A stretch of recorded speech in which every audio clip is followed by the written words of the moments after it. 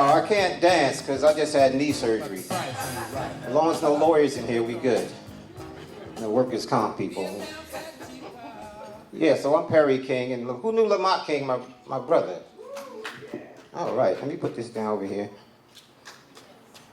Here we go. Let's have it on record. It's hard to perform and do the camera at the same time. But I'm the class of 75, so it's just ironic that I'm here. You know my family, so you still gotta laugh, but you know my family. I'll tell them if y'all didn't laugh. So, yeah, I went to Plainfield High School. But I remember things. I had to do a research on Plainfield for that class. A lot of things I couldn't do. Riots and National Guard going to people's houses and stuff. Because I was going to people's houses. Like, get out the way. Yeah, move. This is my house, you know. But where's my hustlers at? I know who can hustle. Oh, Artie, where he at? I know you was the hustle king. I know you was the hustle king. No? Roller skate? Yeah. There you go.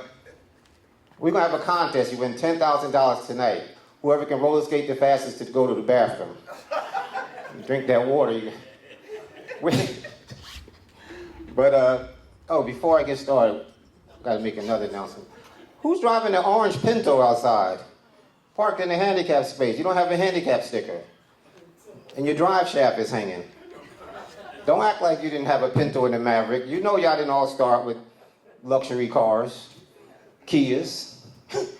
That's a luxury car these days, a Kia, but that's the most stolen car, unfortunately. Yeah, so I just drive a Tesla. No, I don't.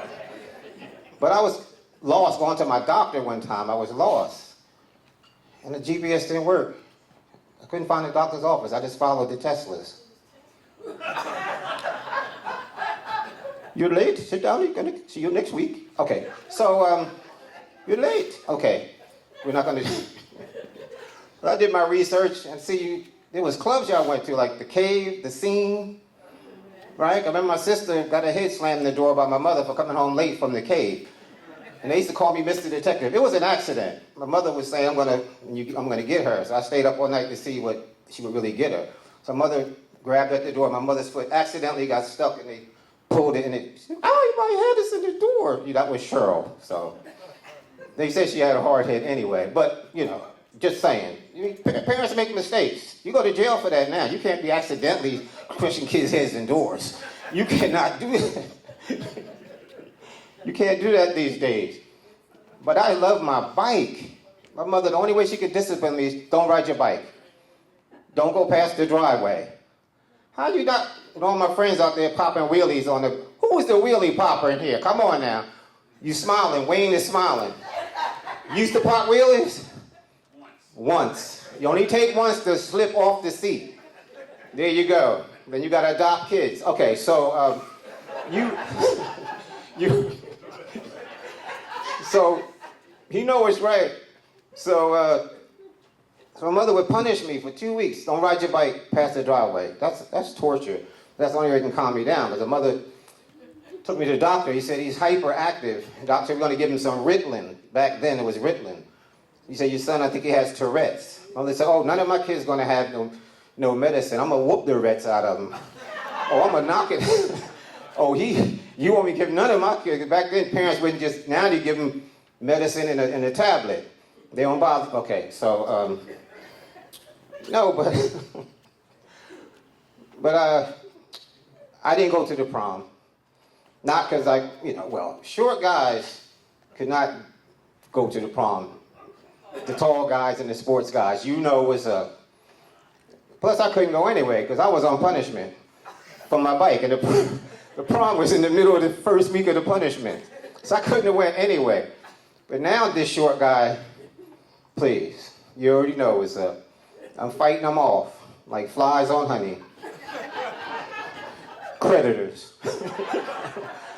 No, but I grew up in the church, St. John Baptist Church, Scotch Plains. Oh, okay. So you remember, the choir was always late. But back then, somebody in the pew would just start singing. Be a guy on the end to go, pass me not, oh gentle Savior.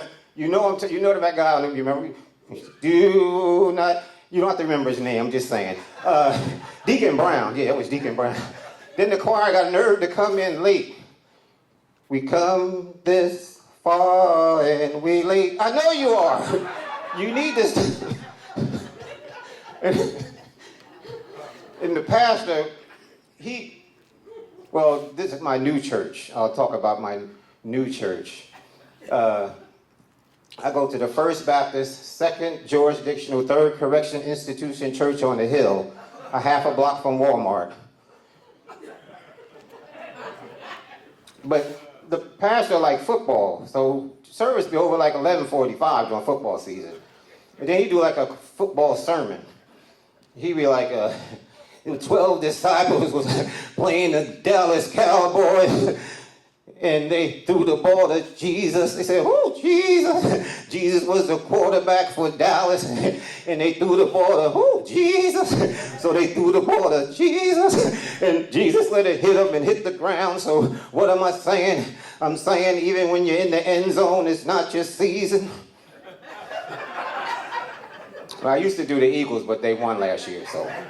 But you know, Dallas fans everywhere, they'll fight you. Dallas, I don't care what state you're, Dallas is Dallas.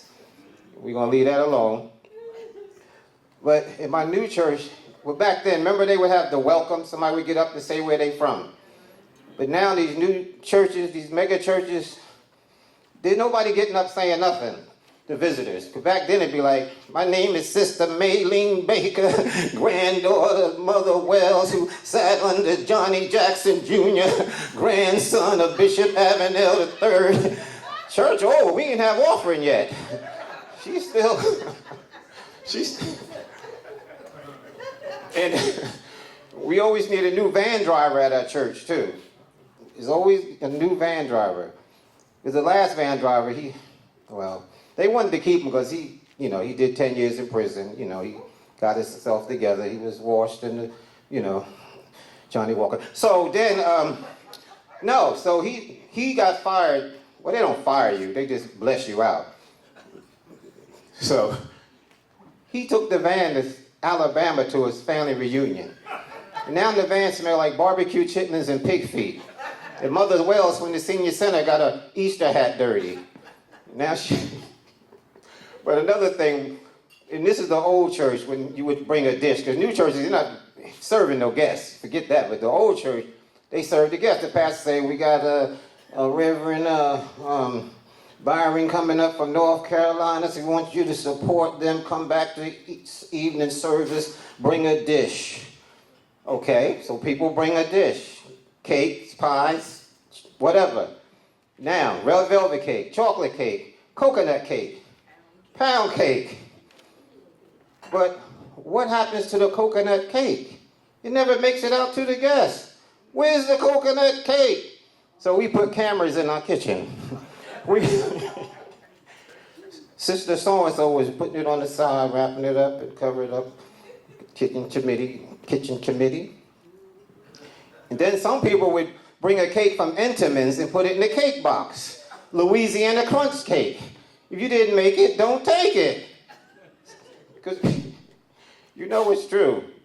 But medical stuff. I didn't eat the food, nothing against the establishment because I have high blood pressure. And I didn't want to eat it. I see you got some, what is that, salad? Oh, that'll kill me. I can't handle salad. Oh, no.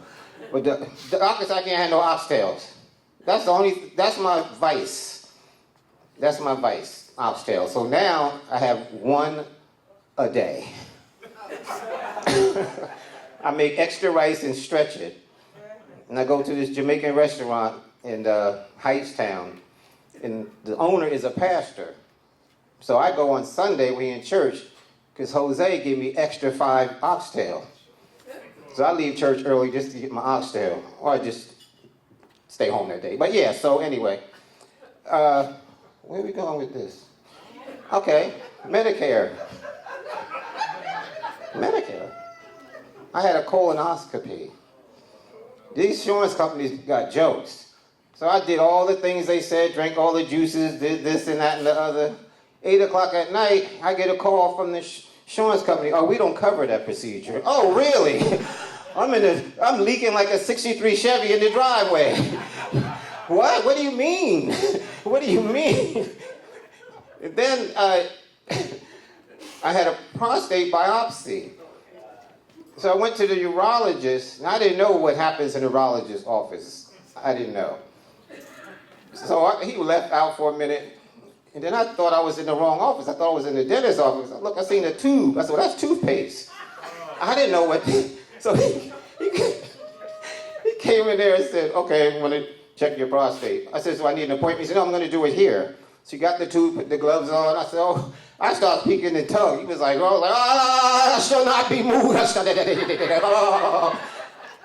I'm like, just stand still. No, stand still, stay right there. No, I can't.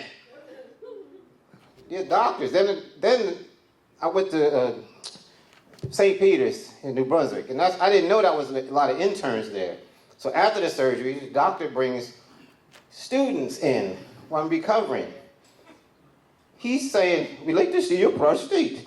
I said, you've seen it already. Give him the video. What are you? You've seen it. I mean, he literally was standing with his little pads. I went to see your prostate. I said, you see it already. So I'm not trying to, I just, I used to always joke on people growing up, even before I knew. How you doing, Leslie? Leslie knows me. She know I'm saved. She used to go to my mother's Bible study. And she knew I used to come in there on payday. 3 hours after I got paid, I was broke. So I come to my mother's house. Leslie and them be having like a birthday. That's how my mother got me. So we having a birthday party. We gonna have some cake, them sloppy Joe sandwiches. I was like, okay. So I would come in there. Leslie know how it was. If a minute they all rebuking, I go in the bathroom, they all having the prayer, Lord, just keep them, save them, Lord, just keep them, cover him. I'm not cold, you ain't gotta cover me, I got a jacket. Because I didn't understand what they were saying. That's like when you see a parking space, my mother would say, look at God. I'm like, I don't see God, I see the parking space. God opened that space just for me. Won't he do it? Won't he do it? People say that out of context. Everything's not a won't he do moment. People like, Darnell, they let him off. He only got 8 years for, robbing that lady. Daddy know when he do it. Mailman, bring your check early. Won't he do it? No. That's not it. Healing from something is a won't he do it. A financial blessing, a house. Because my pastor told me in my new church, where you tithe online kind of thing. He said, if you get a house, God bless you with a house, don't tell your friends. Just one Sunday they say, come with me.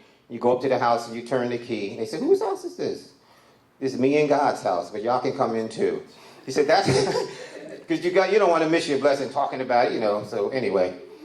So doctors, back to doctors. I have a lot of stuff, because I'm 68 years old. Don't let the, face fool you. Because, I know I don't look 68. I'm just a baby. I heard y'all there. I'm just a baby. I heard that twice. From this side of the room, I heard it over here. I heard you. Come up and redeem yourself. But that's good. You got to feel like that. It's hard to get off the recliner. Jeez. Then they can't find a remote. Then I give myself a dementia test. Every time I lose my remote, I give myself a dementia test. This is what I do. I look in the freezer first. Then I look in the refrigerator. I say, somewhere in here, I'm safe. Because one time I put the butter dish in the freezer and the ice tray in the fridge. This is the first time I'm saying this in public. I don't want my friends to, because it is what, So, back to Leslie. No, okay. How you doing, Leslie? No, I'm not. You know my story, right? There you go. She knows my story. Okay, so doctors again. We're going back to doctors. You go to the doctor and they say, I know you just had Memorial, but they say you have 6 months to live. Now, a man takes that different. 6 months to live, he going fishing, buy another car, road trip, something, give grandkids some money, whatever. You tell a woman she got 6 months to live, say, oh, no, I don't. Oh, I'm about to go on a cruise. I just made the last payment. Ain't nobody dying today. She going through the lobby. Excuse me, anybody dying today? Because it won't be me. Call me in November after my cruise. Then we'll talk. Even in the doctor's office, how many people missed their appointment because they fell asleep in the doctor's office for the appointment? Ooh, somebody, he shook his head. He shook his head. He looked like a lawyer, so I ain't gonna mess with you. You're gonna say he had surgery, he up here walking around. But I'm healed. But you can't tell doctors God healed you. They don't want to hear that. God healed me. Oh, we might as well just close the case then. No. It hurts at night. I can't sleep at night. I can't sleep at night. Somebody laughing, they know what I'm talking about. But they watch neighbors, they follow you around. They can question neighbors, but they can't come to your door. Investigators. This is serious stuff. So my neighbors say, so how's your knee? How's your knee? I live in 55 and older. And I give them the same story. I said, I still got a month worth of therapy. I don't have no more therapy. I still got another month left. They might be the informant. You know? But I noticed when different races in the doctor's office, I live in Monroe Township. Now that's 55 and older, so you know how that happened. And I'm the only black guy in the office. So they'll call another family, and they'll have 3 people with them. The mother, the daughter, and the son-in-law. They all go in together, briefcases, folders. When I go, I'm by myself. Or if you see a black woman in the doctor's office, she's by herself. Because he done dropped her off. He's in the car taking a nap. Or on the phone with his mother. You know it's true. Because everybody got their own stuff. You know, you're not supposed to be that way. My man rubbing his chin like, man, you talking that nap stuff. No. That's why you was late. Was you late? See, he was napping. He was napping. But another thing is, I already talked about that already. When you've been there, retired a long time, when you only go to funerals, birthday parties, and weddings, and you don't even know the person at the funeral, you was invited. You don't even know him. But you go to the repast about this food, this food must have came from ShopRite. These chicken wings don't taste like them. You don't even know the family. You go to weddings, you don't know nobody. You just invited. You invited to the wedding, so they're gonna, what do you always hear at a wedding? If you ask the question, well, how long they were dating? 7 years? Then what do they say? His second, her third. Now you're feeling different. So I take half my money gift back, or still give them the whole $100? Or the 50 and give them the whole 25? Because if you by yourself, you only giving 50. Couples give 100. Back in, you know how it go. So the economy, prices are outrageous. I had to call the cops the other day. Somebody broke in my house. They say, anything missing? I said, yeah, I had 8 eggs. Now I got 7. Somebody took it. And men, I know you've been married, and women for long, I don't know what years, but this time is really critical with the economy, because it's kind of, you know, make sure you keep groceries in your house. That's all I'm saying. Make sure you keep the house stocked with food. I don't care what your budget is. Don't pay something to keep food. Because guys is at the self-checkout picking up women now. Oh yeah, you see a woman with a cart with 4 items, you be like, that's all you got? Girl, fill your cart up. I got you. I got you. She see you next week. So we go into Whole Foods, like, girl, please, I met you at ShopRite. Stop tripping. And this is true. Every time I do this, people say they never heard of it. China wanted to build a dome over the country for pollution. Anyone hear about that? And that another country, they wanted, and so Trump wants to do the same, put a dome over the United States. So my thing is, what would certain people say trapped in the dome? Like, what would Bill Cosby say? I don't care if in the dome, long as we can still make the punch. Diddy ain't got nothing on Bill. But what was the big deal about the punch? I don't take sides with these things. Because the punch was the reason you went to the party. And you knew you'd be missing a sock in the shoe the next day.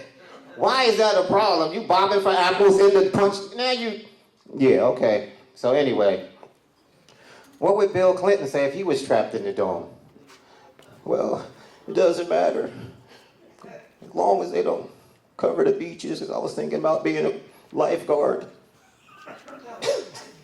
What would Ronald Reagan say if he was in the dome? Well, I told you. What would Florida Evans say if she was, damn, damn, damn, we ain't gonna never get out the projects now. What would Darth Vader say if he was in the dome? Trump, you're not my father. What would Barack Obama say if he was trapped in the dome? Mashasha, Malik, pack your things. You're going to stay with your grandmother. Me and Michelle going back to Chicago and learn boots on the ground. All right, that's my time. I hope that's it. I got 45 minutes, but it's not under my contract.